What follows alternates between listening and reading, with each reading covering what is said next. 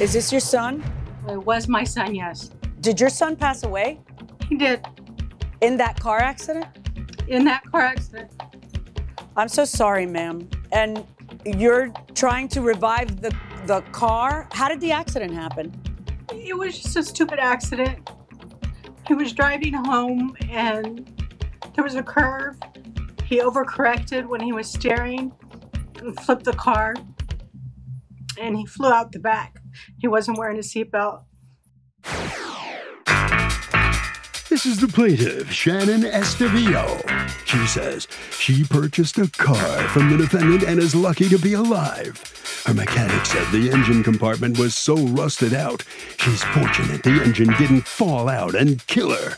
She feels she was ripped off by the defendant and is suing him for the $1,600 she's owed.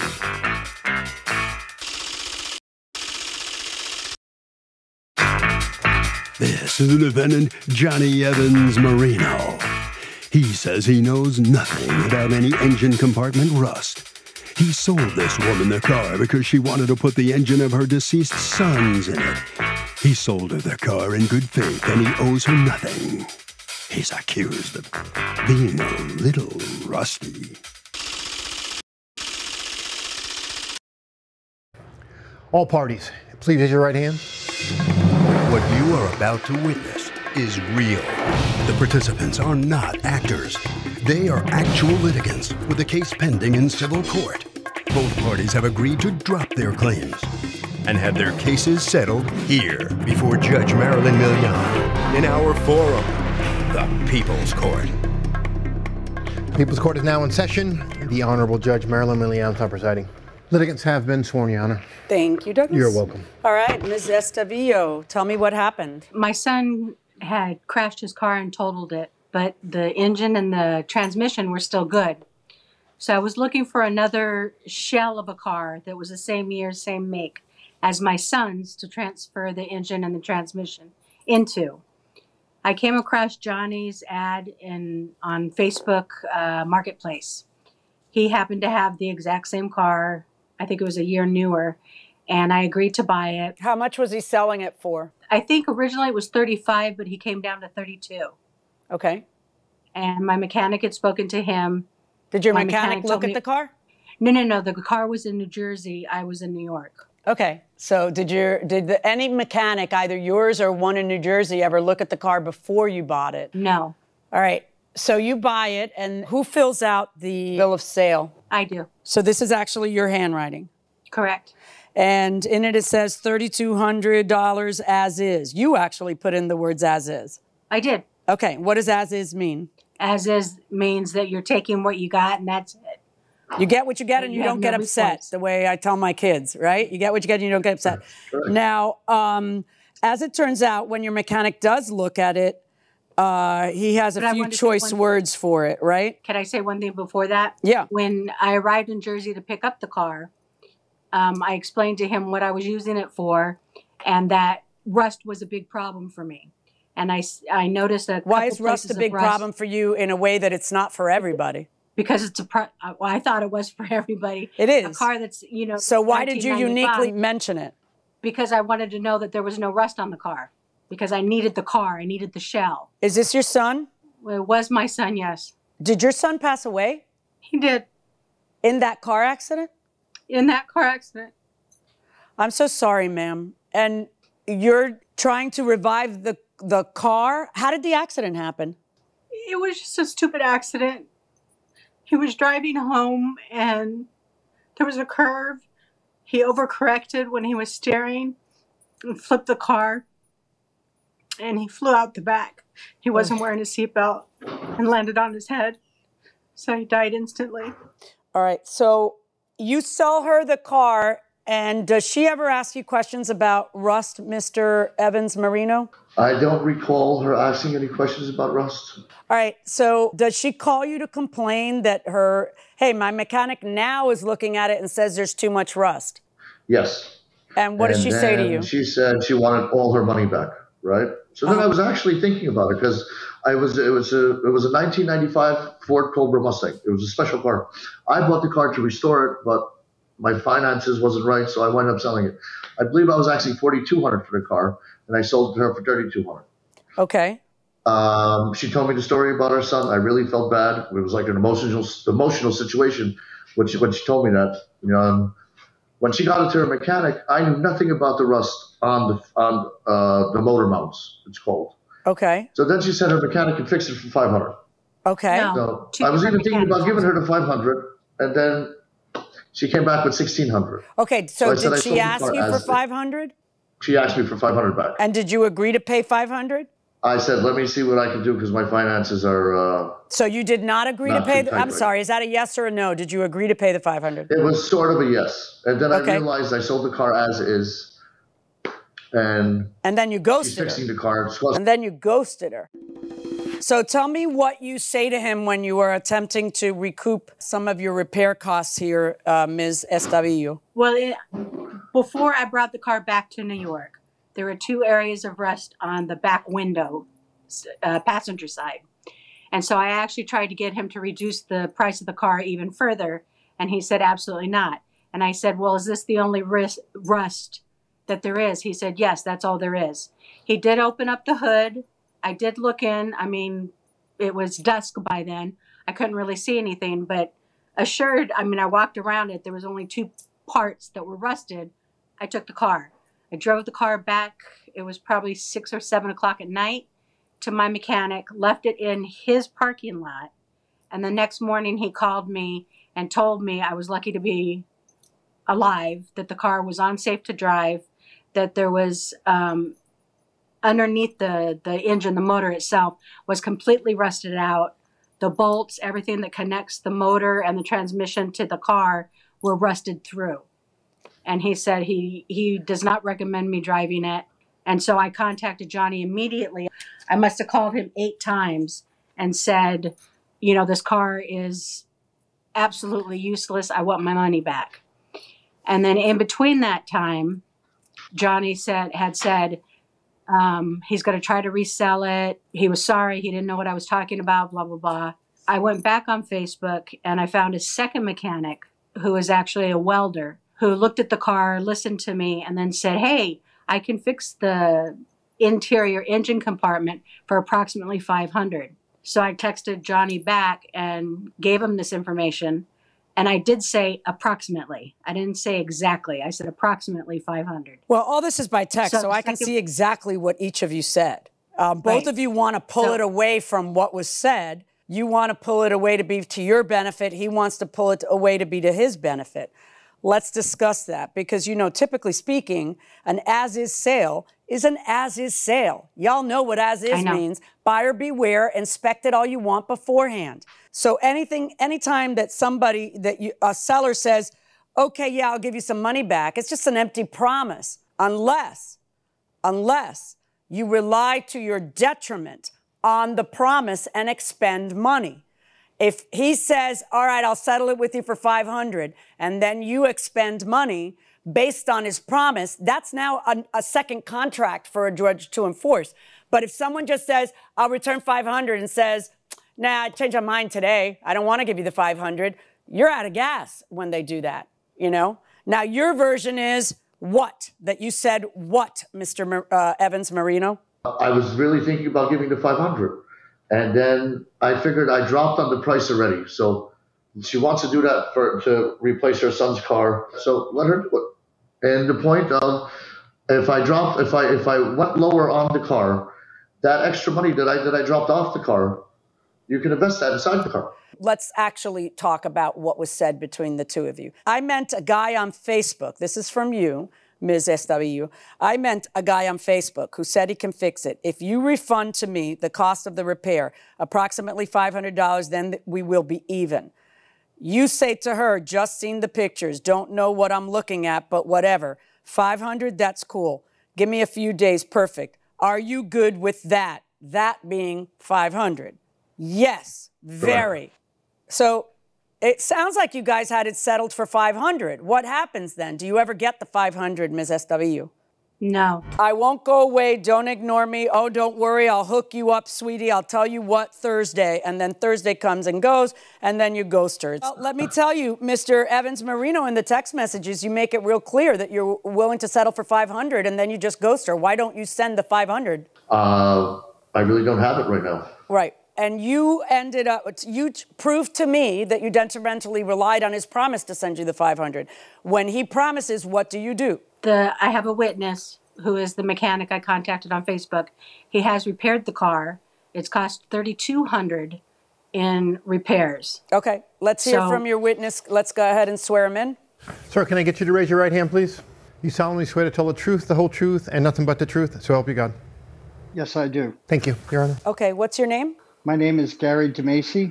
Okay, and you're Ms. Estavillo's mechanic in restoring this car? Yes, I am. All right, so what percentage of the money that you're charging her for refurbishing the car, what percentage of that has to do with rust? All of that has to do with the rust. Right. Mr. Evans Marino, are you under the impression that the plaintiff's son was drag racing when this happened? I have no idea. Oh, because in your answer to the complaint, you said car racing. That's what I was thinking, because that's not accurate. For the benefit of others listening, I wanted to know if that was a bit. Okay, so you have no idea. That was just a supposition on your part. All right. Ms. Estavillo, let me ask. I just want to clarify one thing for everyone watching. If my son had been wearing his seatbelt, he'd be alive. I know. The only reason he died is because the car rolled and he flew out the back window. Right. But for everyone, every kid that thinks they know better, if he wore a seatbelt, he'd be alive. Right. Right. And no drag racing. No he was drag on his way racing. home. No drag racing. But if he wore a seatbelt, he would be alive. That's right. I'm so sorry for your loss, Ms. Estavillo. And in particular, I think all of us are. And in particular, you know, the fact that, I mean, any loss is horrible, but also that he just got back from Iraq. That he served our country. I can't tell you how bad I feel for you and how grateful I am, you know, for the service that he. But let's talk about what we have in front of us, right? And what I have in front of me is a case where I have to rule dispassionately based on the law, not on how I feel about you and your sacrifice and his sacrifice. So I have a case that is an as-is sale.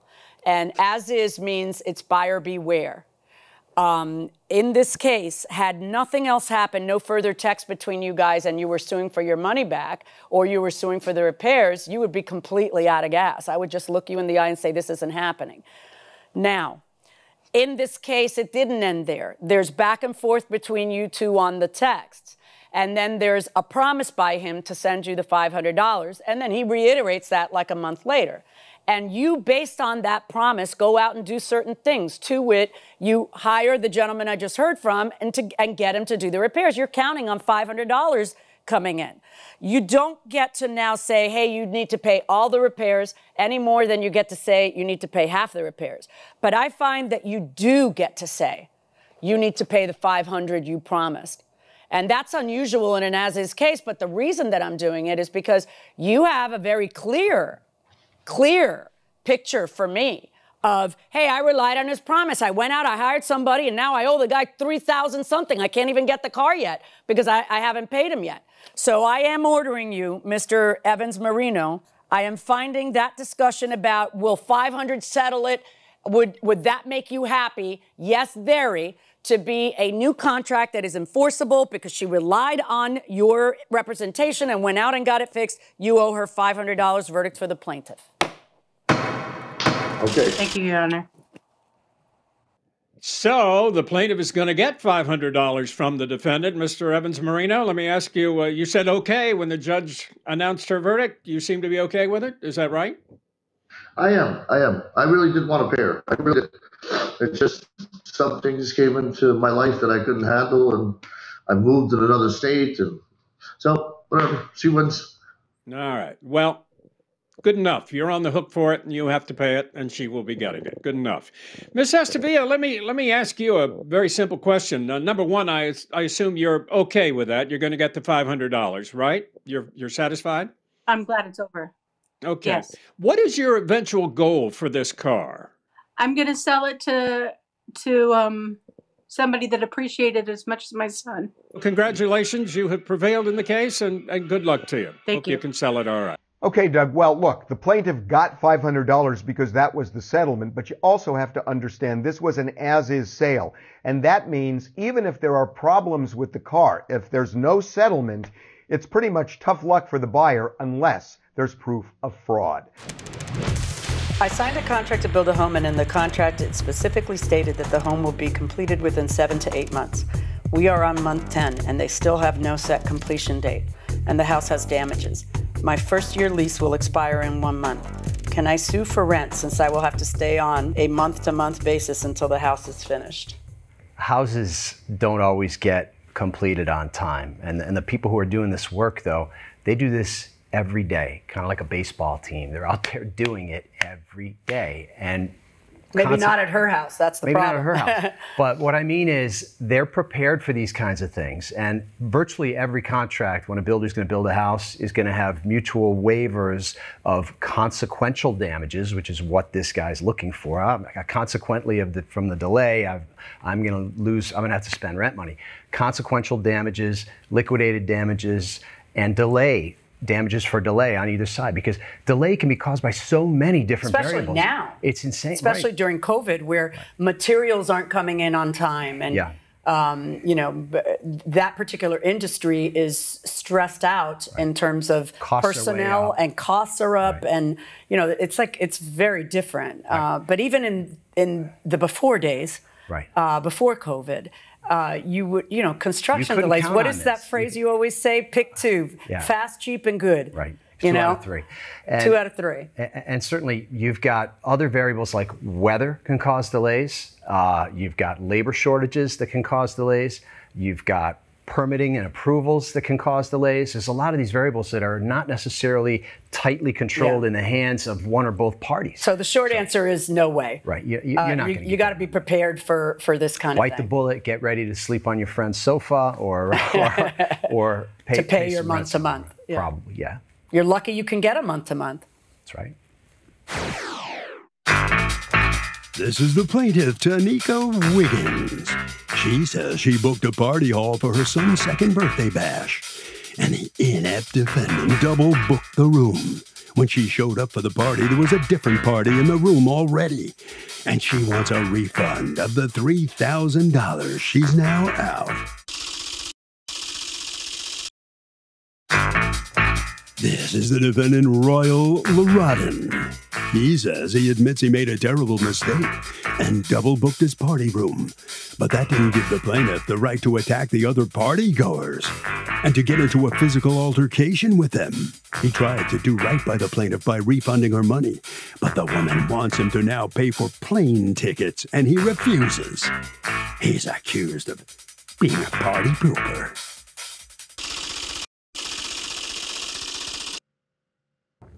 All parties, please raise your right hands.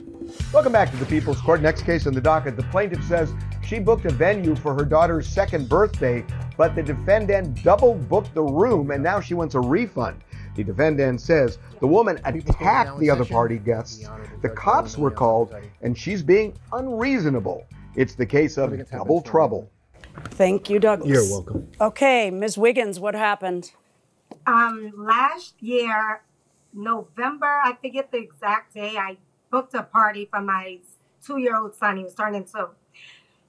This was the year of the pandemic. My kids are used to going out every weekend. Like, we do a lot of outgoing activities, but they didn't do nothing all year.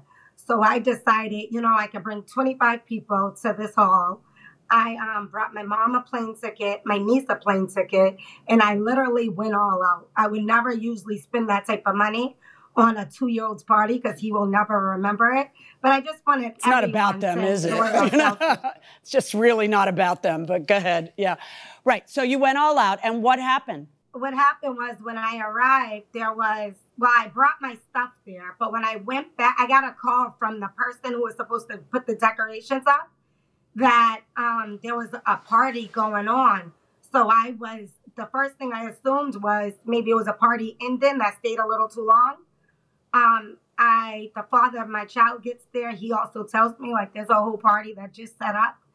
I get there, I go inside, I ask, I understand they're frustrated, the other party. Right, but wait, did you call the defendant? And I mean, when did you call the defendant and say, what's up? Oh, yeah, I called when my son's father told me, like, yeah, there's definitely a party going on. So I called him. He said he's going to see what's going on, or he admitted, I don't know if he admitted it at that moment, that he did double book the party, human error. So I understood that. I went inside because I spent so much money on decorations at a bounce house. I did go inside and I spoke to two older ladies.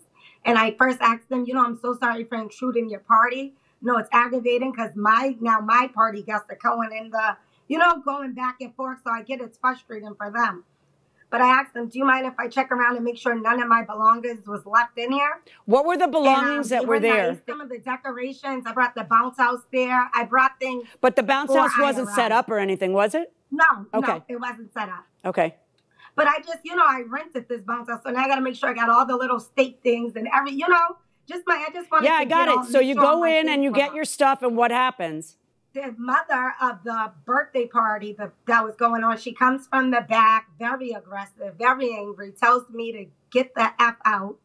I respond to her saying, I just want to find my things. I want to make sure none of my things are in here before I leave. And me and her ends up, having words. So then now I'm already frustrated, but I wasn't trying to take it out on them because the other party did nothing. They did nothing but book the party like I did. It was right. So what happened? The big guy. So we end up just exchanging words. I leave. She comes. She spits on the father of my son. I go back inside the building. She punches me. We end up. I was fighting 4 women at the same time. You were wait. This got into a physical fight? Oh yeah. She came and spit. She spit at my son's father. She spit on him. So I entered back in now trying to defuse it, and I get punched right in my face.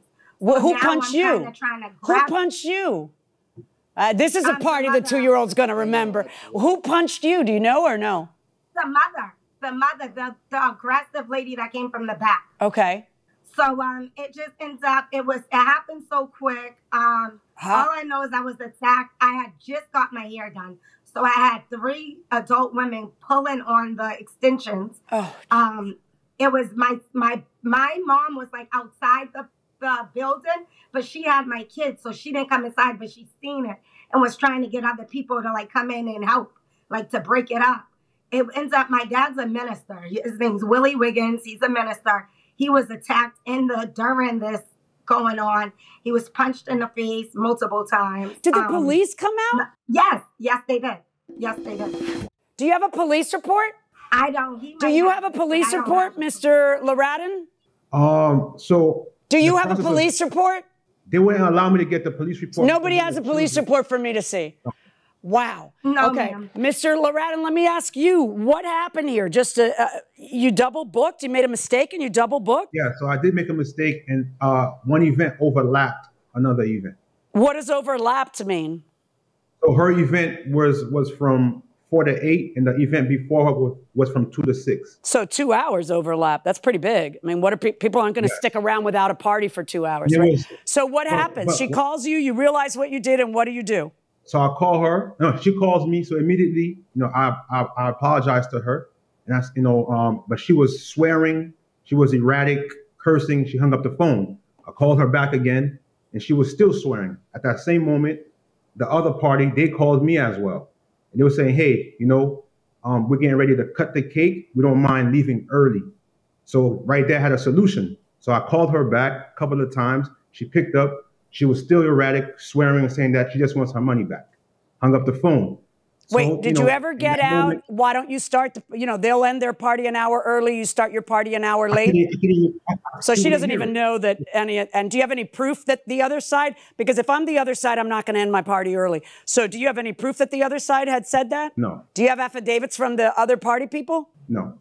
Okay, so you speak to the other party people, obviously, and do they tell you that the physical altercations that happened, and whose fault do they say it was? Well, they said that how she came in asking them, why are you using my event decorations?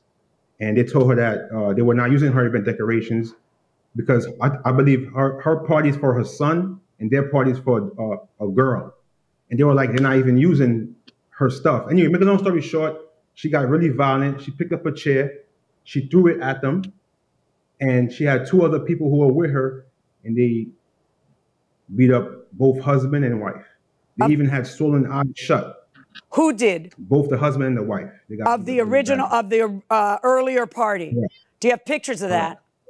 Did they send you texts, pictures, or anything? I don't have any of that. How did you know that they had swollen eyes shut? I was there. When I got there, so you physically went over there. All right, tell me what happens when you physically go over there. What happens?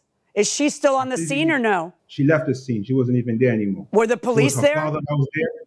Police was there, the fire department, her father, and her two gentlemen that's from her party. And the other people were still there. Okay. And the security guards was there. So what time did all this happen? It had to have happened between 4 and 4:30 p.m. Because her party was starting at 4 p.m. All right.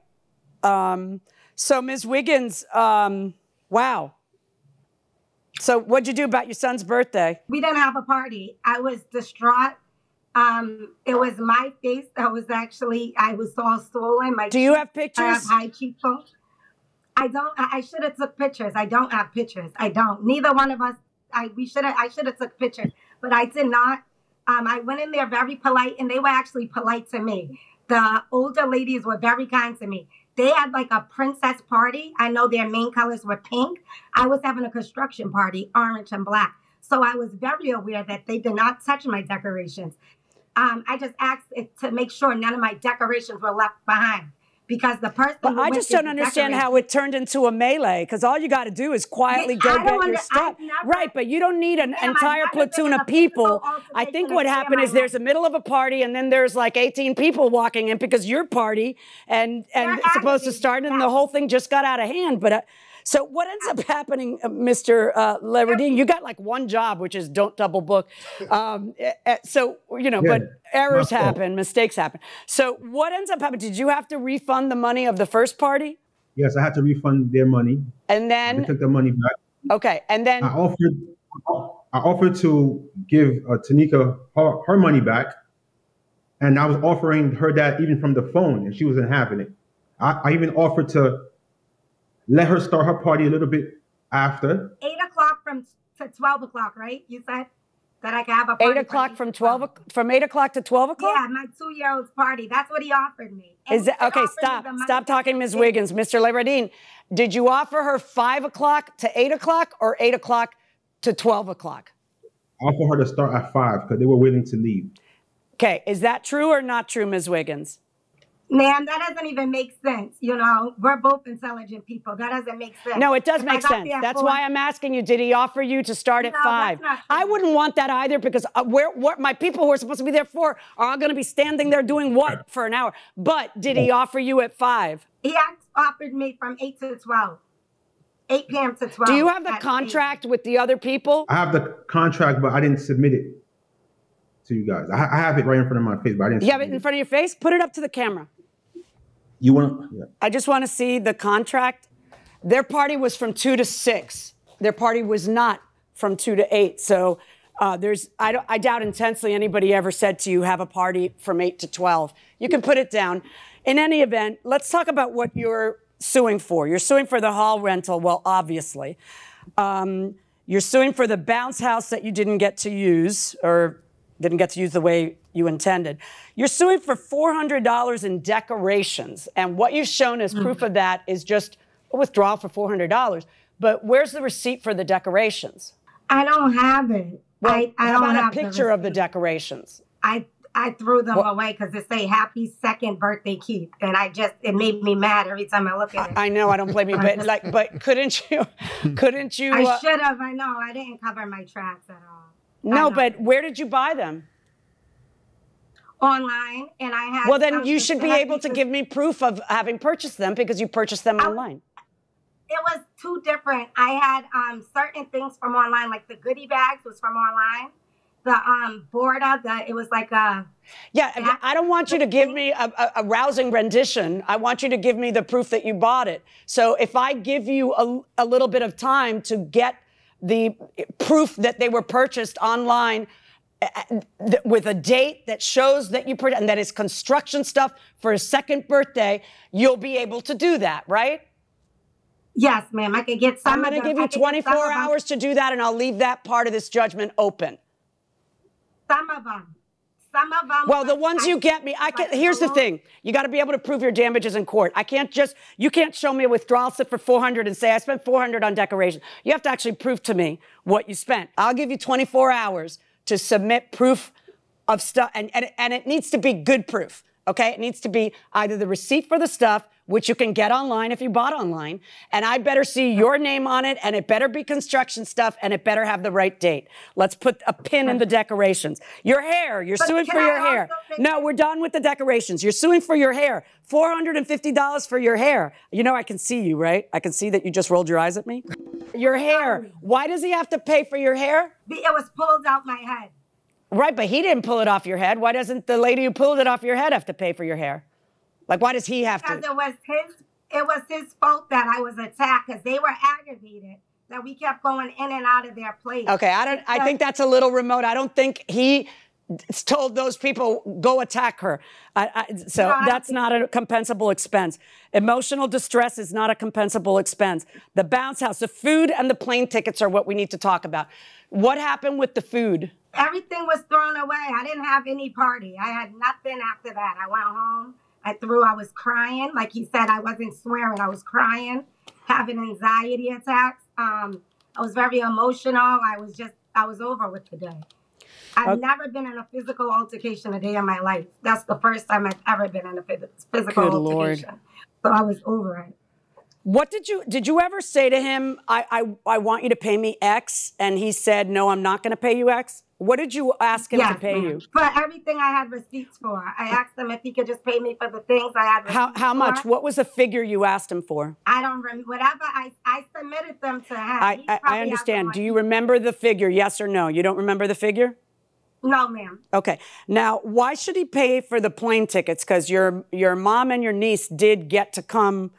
Maybe this isn't what they expected to be at when they came. Yeah, I brought them only for the party. Yeah. Only for the party. All right, here is how I'm going to rule. First of all, you are entitled to the hall rental back, of course. You are also entitled to the bounce house back. Regardless of whether anybody ate the chicken wings, you're entitled to the food back. That's $881.11. I'm going to give you 24 hours to provide any proof you can online from your online purchases. They should all be readily available. And typically a judge will look at you and say, do you have them? No? Tough, you don't get any money. So I'm being very nice to you, giving you another 24 hours. Thank you. Okay. Thank you. All right, that's all right. I just wanted to make sure. I'm sorry, darling. I know this had to have been awful for you. Well, if you were the aggressor, that's horrible. If you're telling me you've never been in a fist fight, I kind of doubt it.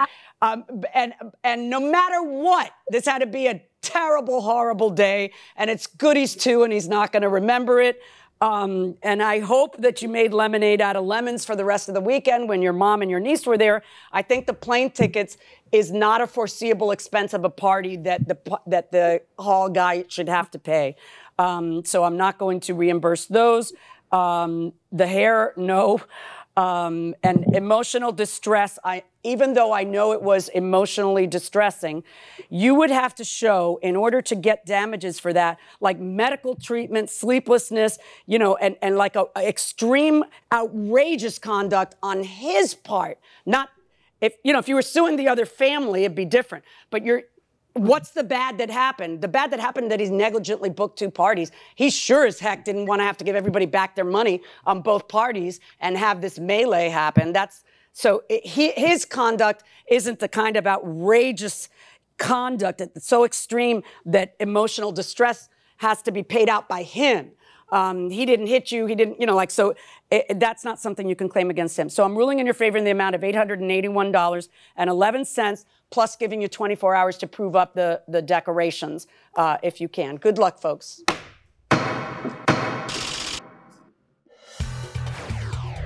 So the plaintiff gets at least $881 from the judge, maybe $400 or so more if she can prove it. That's a far cry from the $3,000 she wanted. Mr. Loradin, let me ask you about your reaction to the judge's decision. You got to give at least $880 back and maybe more. What do you think? I believe the judge is an amazing individual. I don't feel that I owe $800 or more. I do feel that, if anything, I would owe a refund for her event not being able to take place, because I did offer her an alternative, which would have allowed her to start an hour later. But it's her right to have started at 4 p.m. So I feel that she does deserve a refund for the place that she booked. Well, the judge disagrees with you. I can see how you feel. Has this ever happened to you before? You ever double booked parties like this and had that kind of reaction? First time it ever happened. It never happened before. And I've been had maybe over 100, 200 events, and it's never taken place before. Oh, that's a shame. Well, you can see what happens when you make a mistake. It can get pretty bad. Ms. Wiggins, let me ask you how you feel about I know it was an upsetting day. What happened to other people who were coming to the party? And was somebody there telling them it's been canceled? Everybody showed up, and they all had to leave. Everybody came. I feel like I should have been entitled to $3,000. I know he wasn't the one who put his hands on me, but what he did caused that. You know, me and that other party would have never had that altercation had he didn't double book. But hey, the judge said what she said. I have to respect it. All righty. Well, look, I think I'm sorry. Everybody's sorry. That's what happened. And I know it caused you emotional distress, but, unfortunately, you couldn't collect for that. Okay. You heard what the judge said. Get her that proof, and maybe you'll get some more money as well. Good luck to you. So, Doug, this is really an interesting case. The defendant clearly breached the contract, right, by double booking. But in terms of damages, there are certain things that the plaintiff was entitled to, which the judge gave her. There are other things that are not foreseeable. The word foreseeable is critical, because if it's not foreseeable, the defendant's not responsible. So if there are unusual circumstances, let the other person know ahead of time. Do you ever hear about current lawyers who were inspired to go into law from watching People's Court when they were younger? Yes, that actually happens a couple times a year, and it's incredibly touching when it does. But someone will either write, or I'll run into, someone will stop me and say, you're why I went to law school, which is really very, very sweet. Does it make you feel old? Like, I've been on the show that long? It makes me feel old when they say something like, I used to watch it with my dearly departed grandmother, like that, oh my God, but I've been doing this 20-something years, But no, it just makes me feel good. It really does. It makes me feel good when I'm part of someone's memories, and especially when the idea that I could open the door to someone's potential. To inspire somebody. Yeah. Absolutely. It's a wonderful byproduct of being on television for this long. Right, and you still stay active with your law school. I do. I love mentoring, and I'm active with my law school. I interview for both my law school and their college, my kids' college. I interview prospective students for admission. And then, I have the malady that I love them all. I just want to encourage all of them. Make more room. Yeah. Let all these kids. Let everybody in. But it is touching to hear that. It's got to feel rewarding. Yeah.